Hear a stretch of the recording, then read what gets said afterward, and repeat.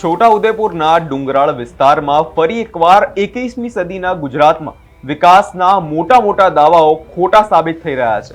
એક પ્રસૂતા મહિલા જિંદગી અને મરણ વચ્ચે ઝૂલતા રહ્યા છે, કારણ કે સરકાર પાસે એક સારો રસ્તો બનાવવાનો પણ સમય નથી, જેની વિગતે ચર્ચા કરીશું। નમસ્કાર, હું છું પ્રથમ મોદી, આપ જોઈ રહ્યા છો નિર્ભય ન્યૂઝ।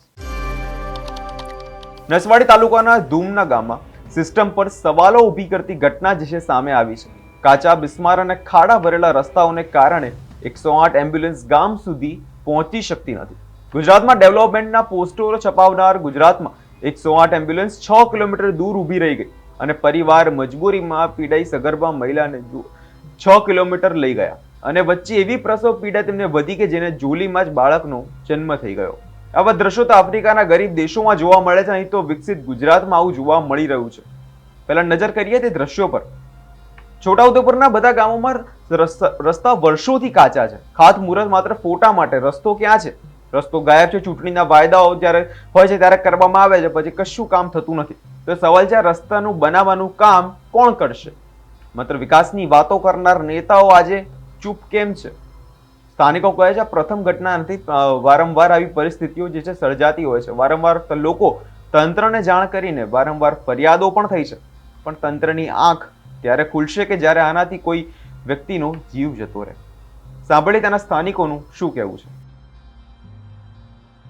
નસવાડી તાલુકાના અંતરિયાળ વિસ્તાર ધૂમના ગામે ગઈકાલે એક પ્રસૂતાને દુખાવો પડેલો, જે ધૂમનાથી ચોટીમર સુધી કાચો રસ્તો છે, પણ ત્યાંથી જોડીમાં ગાડીને લઈ આવ્યા અને રસ્તામાં આ પ્રસૂતાની ડિલિવરી થઈ ગયેલી।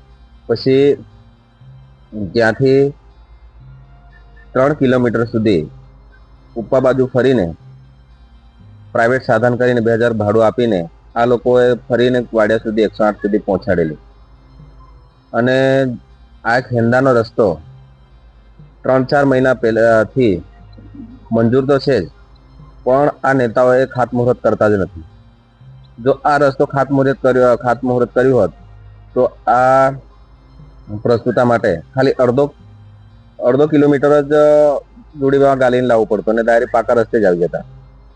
અમે સરકારને આ રસ્તા માટે અવારનવાર ઘણી બધી વાર રજૂઆત કરતા હોય છે અને આવી ઘટનાઓ કેટલી વાર બનતી હોય છે, વારંવાર કહેતા હોય છે, પણ આ નેતાઓ આ રસ્તા માટે ખાતમુહૂર્ત કરતા નથી।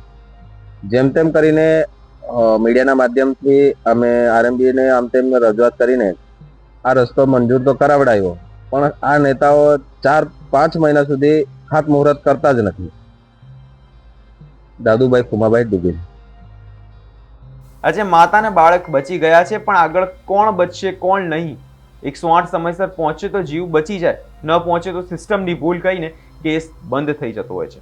આપણે વારંવાર સાંભળીએ છીએ કે આરોગ્ય ક્ષેત્રે ગુજરાત અગ્રેસર છે, એમ્બ્યુલન્સ સિસ્ટમ શ્રેષ્ઠ છે, પણ સવાલ છે રસ્તા વગર આ બધું શું કામનું છે? આ વિષયને તમારો શું અભિપ્રાય છે તે કમેન્ટ બોક્સમાં જરૂરથી આપજો અને અમારી ચેનલ નિર્ભય ન્યૂઝને લાઇક, શેર અને સબસ્ક્રાઇબ કરવાનું ભૂલશો નહીં।